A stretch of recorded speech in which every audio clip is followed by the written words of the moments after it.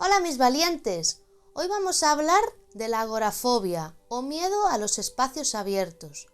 La agorafobia es un tipo de trastorno de ansiedad, comúnmente entendida como el miedo a los espacios abiertos, plazas públicas, mercados, estacionamientos, conciertos y otros tipos de situaciones que implican un lugar amplio con una considerable cantidad de gente. Sin embargo, la agorafobia abarca más que el miedo a los lugares abiertos.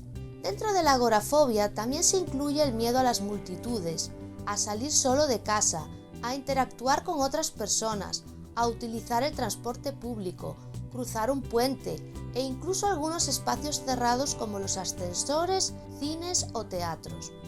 Las personas agorafóbicas suelen explicar que su ansiedad se debe al temor a sufrir un accidente y no poder recibir la ayuda necesaria, sufrir un ataque de pánico en público y no poder escapar con facilidad, incluso el miedo de sentir vergüenza por tener una urgencia sanitaria como por ejemplo una incontinencia. La diferencia en cómo cada persona vive esta fobia se debe a que este miedo irracional es causado por experiencias muy personales, normalmente debido a traumas pasados, vivencias vergonzosas o un aprendizaje incorrecto. Cada año, aproximadamente el 1,7% de los adolescentes y de los adultos es diagnosticado de agorafobia. Las mujeres tienen el doble de probabilidad que los varones de experimentar agorafobia. Puede ocurrir en la infancia, pero es poco común. La incidencia máxima se encuentra en la adolescencia tardía con 17 años y en la vida adulta temprana entre 25 y 29 años.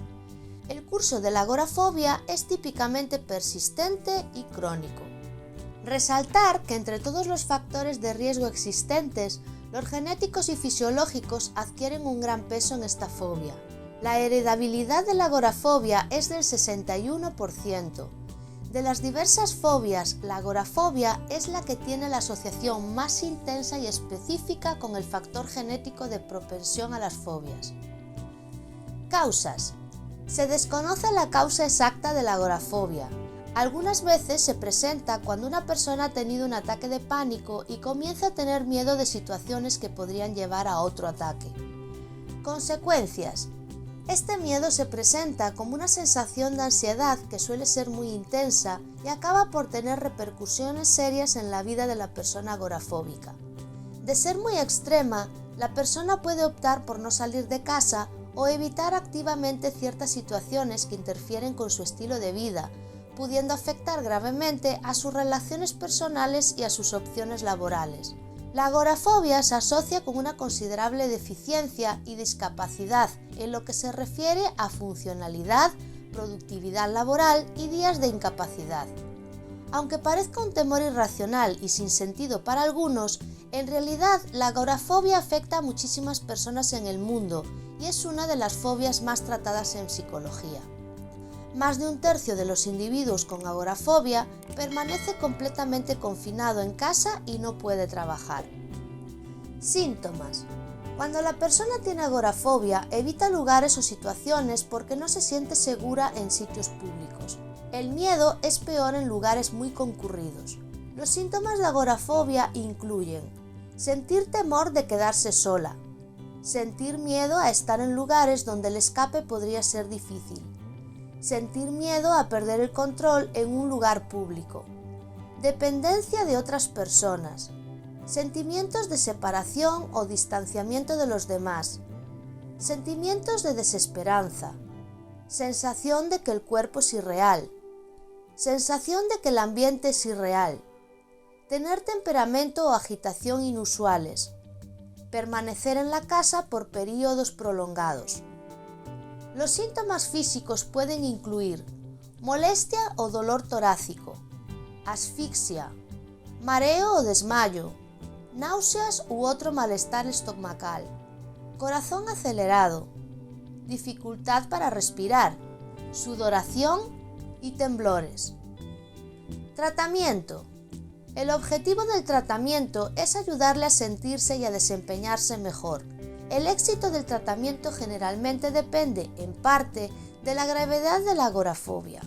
El tratamiento con frecuencia combina la psicoterapia con medicamentos. Ciertos medicamentos para tratar la depresión pueden ser útiles para este trastorno. Previenen los síntomas o los hacen menos intensos. Los inhibidores selectivos de la recaptación de la serotonina con frecuencia son la primera opción de antidepresivo. Los inhibidores de la recaptación de serotonina-norepinefrina son otra opción. Se pueden probar otros medicamentos para tratar la depresión o las convulsiones, además de sedantes o hipnóticos. La terapia conductual cognitiva es un tipo de psicoterapia. Implica de 10 a 20 sesiones con un profesional en salud mental durante varias semanas. Esta terapia le ayuda a cambiar los pensamientos que le causan esta afección y puede involucrar lo siguiente: comprensión y control de sentimientos o puntos de vista distorsionados de eventos o situaciones estresantes. Aprendizaje de técnicas de manejo del estrés y de relajación. Relajación e imaginación de las cosas que le causan ansiedad, trabajando desde las menos hasta las más temidas. Se denomina terapia de desensibilización y exposición sistemáticas. Es posible que también lo enfrenten lentamente a la situación de la vida real que causa el miedo para ayudarle a superarlo. Un estilo de vida sano que involucre ejercicio, reposo suficiente y buena nutrición también pueden ayudar. Grupos de apoyo. Puede aliviar el estrés causado por el trastorno de pánico al unirse a un grupo de apoyo. Compartir con otros que tienen experiencias y problemas comunes puede ayudar a no sentirse solo. Generalmente, los grupos de apoyo no son un buen sustituto de la psicoterapia o los medicamentos, pero pueden ser un buen complemento. Posibles complicaciones. La mayoría de las personas puede mejorar con medicinas o con terapia conductual cognitiva. Sin una ayuda oportuna y efectiva, el trastorno puede volverse más difícil de tratar.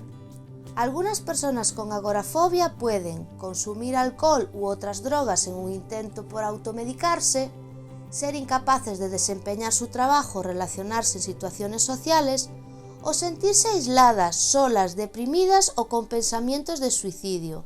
Por ello, es tan importante que se mantenga bajo supervisión de un profesional para tener una calidad de vida apropiada.